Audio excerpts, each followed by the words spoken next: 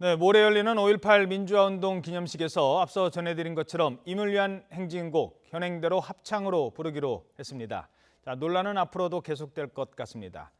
청와대가 총선 패배 한 달 만에 참모진 개편을 단행했습니다. YTN 개건 해설위원이신 최창렬 용인대 교수와 함께 정치권 소식 살펴보겠습니다. 안녕하십니까? 네, 안녕하세요.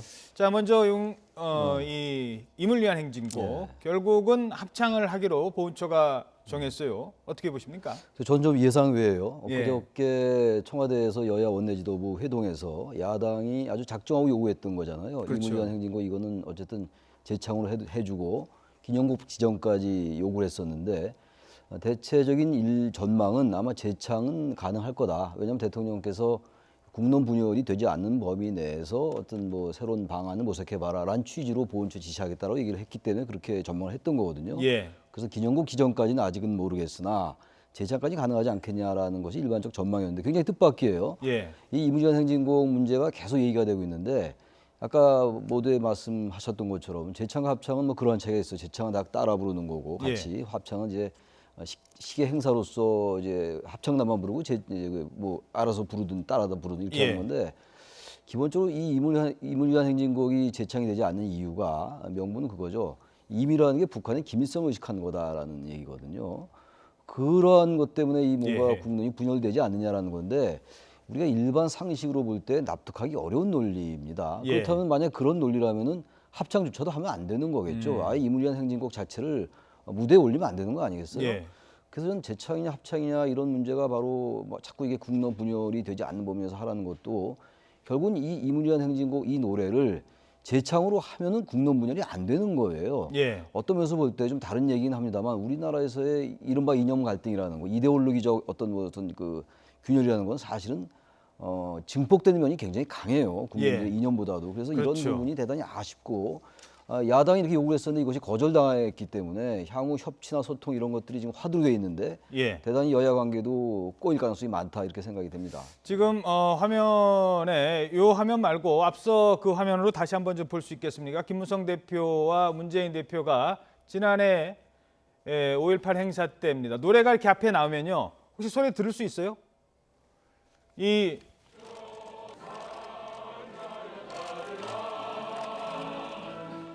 김무성 대표도 따라 부릅니다. 이게 뭐냐면요. 이 합창으로 한다 하더라도 지금 뭐 박순춘 보훈처장은 노래를 부르지 않고 가만히 있는 모습 볼 수 있습니다. 화면 왼쪽 끝에요. 하지만 대부분의 참석자들은 다 일어납니다. 일어나서 다 따라 부르거든요. 결국은 재창과 뭐가 다르냐는 거죠. 지금 보훈처장은 안 부르고 있고 옆에 최경환 당시 부총리는 역시 안 불렀거든요. 저런 부분들이 극명하게 드러나는 거란 말이죠. 근데 이건 과도하게 의식하는 것 같아요.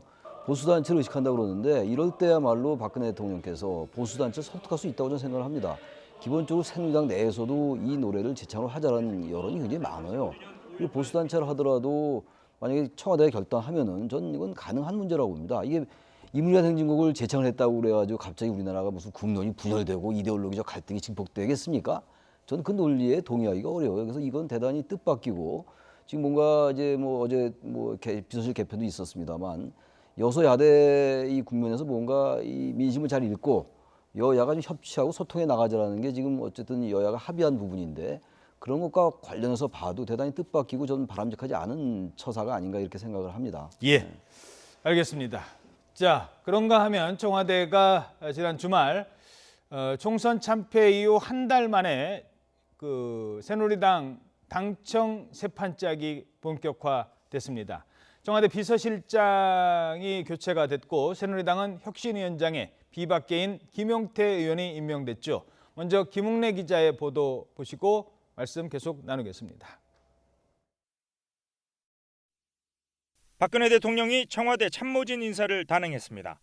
박 대통령은 4.13 총선 이후 사의를 밝혀온 이병기 비서실장의 사표를 수리하고 신임 실장의 행정의 달인으로 불리는 이원종 지역발전위원회 위원장을 임명했습니다. 이 신임 실장은 서울시장과 세 차례의 충북도지사, 서원대 총장을 역임했고 대통령 직속 지역발전위원회 위원장을 맡아왔습니다. 행정 전반에 걸쳐 풍부한 경험과 식견을 갖추고 있고 친화력과 신망이 있는 분으로 대통령을 원활히 보좌하여 이신임 비서실장은 두려운 마음이 앞서지만 박 대통령이 지향하는 희망의 새 시대, 국민이 행복한 시대를 여는 데 일조하겠다고 밝혔습니다. 대통령께서 최적의 의사결정을 하실 수 있도록 보좌해드리고 그리고 원활하게 국정을 펼쳐나가실 수 있는 여건을 조성해드리는 데에도 역점을 두겠습니다. 박 대통령은 또 정부 정책을 총괄하는 정책조정수석비서관에 안종범 현 경제수석을, 경제수석에는 강석훈 새누리당 의원을 임명했습니다. 새누리당 비례대표 의원이었던 안 수석은 지난 대선 당시 당 국민행복추진위원회 실무추진단장과 대통령직 인수위원회 위원을 맡았고, 강 수석은 성신여대 교수를 거쳐 새누리당 정책위원회에서 부위원장을 맡아 당의 경제정책을 두루 다뤄왔습니다. 청와대는 이번 참모진 개편을 통해 박 대통령 집권 후반기 국정 운영의 효율성이 높아질 것으로 기대했습니다. YTN 김웅래입니다. 네, 이 청와대 비서실장 교체 어떤 의미가 있는 걸까요? 일단 뭐 총선에서 나타난 민의를 잘 해석을 하고 예. 앞으로 향후 뭐 새로운 이제 국정 동력을 회복하겠다는 의지가 이제 반영된 걸로 봐야 되겠죠. 이병기 비서실장은 총선 이후에 총선 패배에 대한 책임을 지고 사의를 표명해 왔었습니다. 예. 그리고 일부 보도에 의하면은 그 이전부터 사실 이병기 예. 실장은 상당히 뭐 사의를 표명했다고 했다라고 알려지고 있어요. 예. 그러면서 이제 새로운 이제 뭐 비서실의 개편을 통해서 뭔가 이제 협치 소통 이런 것과 같이 연결되겠다라는 얘기인데 예. 향후 어떻게 될지 모르겠어요. 이병기 실장이 작년 2월에 임명이 됐었죠. 그 당시 소통을 강화하겠다라는 그러한 그 인사 배경이 있었던 거거든요. 그런데 상당한 한계를 느꼈던 것 같습니다. 그러면서 이제 사의를 표명했던 건데 아무튼 뭐 외형적으로는 총선 패배에 대한 나름의 책임을 지는 모습이기 때문에 그 자체로 평가할 수 있을 것 같습니다. 2010년도 6월 2일 지방선거 때 한나라당이 패배했을 때 그때도 당시 박형준 그 정무수석이 사표를 낸 적이 있어요. 그렇죠. 그래서 책임을 지고 이제 사표를 낸 모양새니까 얼마 전에 그 언론과의 그 간담회에서 박근혜 대통령께서 어떤 그 국면 전환을 위한 인적 쇄신은 없다라고 말씀하시고 특히 이제 총선에 대한 해석을 이건 국회의 양당 체제에 대한 심판이라고 해석을 하셨거든요. 그래서 대체로 비판적인 관점에서 볼 때 대통령께서 뭔가 이 총선에 나타난 민의를 잘못 읽고 있는 게 아닌가라는 비판도 있었던 거거든요. 그런 것에 비춰볼 때는 나름 새로운 변화 그리고 뭔가 패배에 대한 책임진다는 모습에서 뭐 의미가 있다고 보여집니다. 예. 그 이원종 신임 비서실장 어떤 인물입니까? 공중전화 동전수구먼부터 시작했다고요? 이원종 실장 그러면 떠오르는 게 또 서울시장이 떠오르고 그렇죠. 관선 서울시장. 관선 서울시장했고 충북도지사를 관선 민선에서 3번을 역임한 그렇죠. 인물이니까 상당한 경륜이 있는 인물이죠. 그리고 말씀처럼 이제 최신부 이제 9급부터 출발해서 예. 뭐 도지사, 서울시장 그리고 대통령 비서실장까지 이제 오른 인물입니다. 그야말로 어떤 면에서 볼 때 입지전적인 인물이에요. 행정고시 출신이고 예. 관료 출신이죠, 말하자면 행정가형 관료 출신이고 언론에서는 뭐 행정의 달인이다라고 이렇게 부르고 있어요. 과거 고건총리를 그렇게 불렀었는데 예. 이원종 문제는 비서실장이 향후 지금 이제 뭐 점 임기 말로 치다는 거 아니겠어요? 예. 어떻게 이제 이 국정에 있어서 권력 누수를 차단하고 그리고 정부가 추진해 왔던 그 국정과제 4대 개혁과제라든지 그리고 노동개혁 이런 것들을 어떻게 잘 추진할 것인가가 이제 큰 과제일 겁니다. 근데 아마 이병기 실장이 소통형이라고 그런다면은 이원종 실장의 경우는 뭐 일반적으로 이제 관령일의 무게가 실리는 것 같습니다. 기본적으로 대통령에게 무슨 정무적 판단이라든지 대통령에게 민심을 가감없이 전달하는 이런 쪽과는 좀 거리가 있지 않나라고 보여지는데 비서진도 개편을 했지 않습니까? 수석들도 몇 명을 예. 그런 것과 더불어가지고 어떻게 이제 꾸려 나갈지는 지켜봐야 될 것 같긴 합니다. 예. 정책수석의 자리에 안종범 경제수석이 갔고요. 예. 또 강석훈 교수 의원이죠. 이 지금 이제 경제수석으로 갔단 말입니다. 이런 인적 개편은 어떤 의미가 있을까요? 우선 이제 강석훈, 안종범 두 수석은 어쨌든 이번 이 정부의 경제 정책을 입안한 인물들이고 그렇죠. 대통령직 인수위원을 역임했고 말이죠. 네.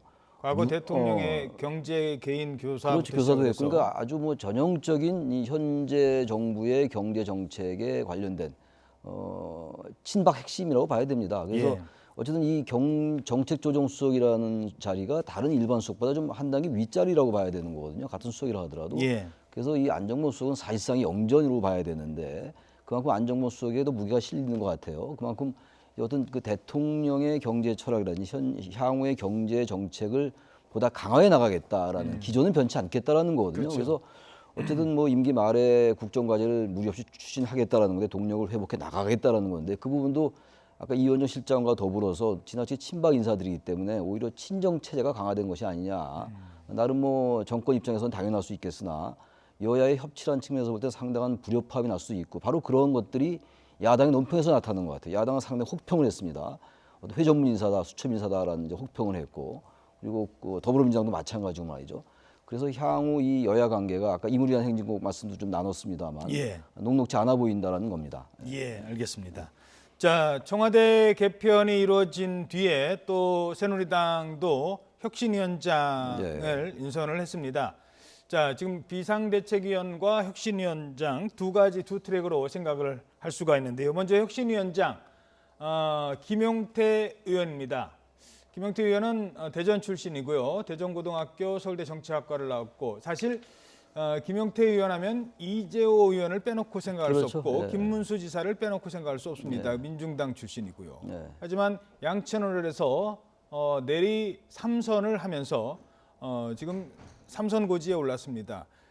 쓴소리의 대표적 주자거든요. 그런 분이 혁신위원장을 맡았다. 어떤 의미입니까? 그 나름 뭐 새누리당이 상당히 균형을 의식한 것 같아요. 지금 원내대표가 이제 정진석 원내대표가 선출된 다음에 원내 지도부가 좀 친박 위주로 짜여진 거 아니냐 이런 이제 평가들이 있었거든요.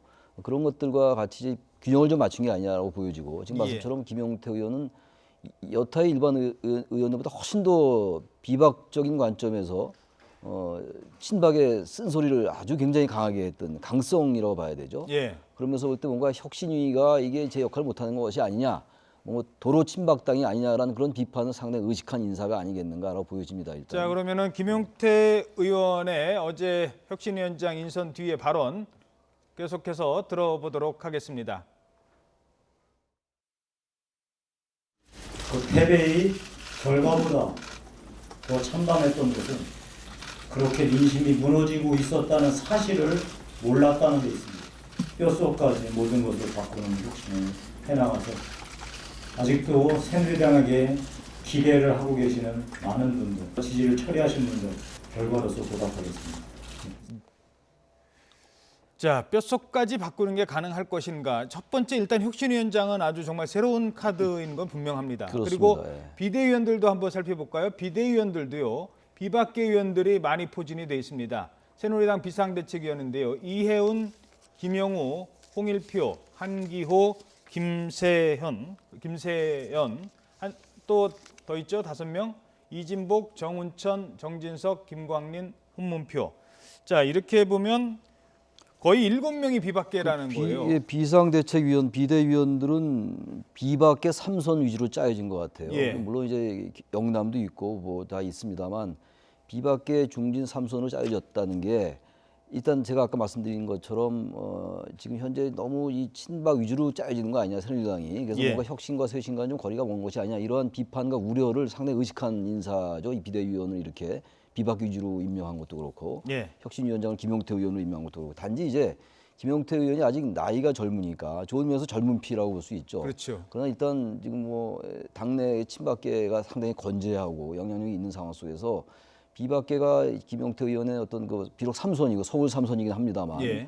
얼마나 어떤 중량감을 가지고 이것을 헤쳐나갈 수 있을지는 아직 뭐 지켜봐야 될 것 같아요. 김용태 의원이 초선부터 재선까지 양천 지역 관리를 참 잘하는 의원으로 잘하는 데 있죠. 알려져 예. 있습니다. 그리고 그동안 중앙 정치 무대보다는 지역 위주로 활동을 했던 분인데 사실상 처음으로 이제 막중한 임무를 맡게 된 그렇죠. 거, 당직을 지금까지 아주 비중 있는 당직을 맡은 적은 없거든요.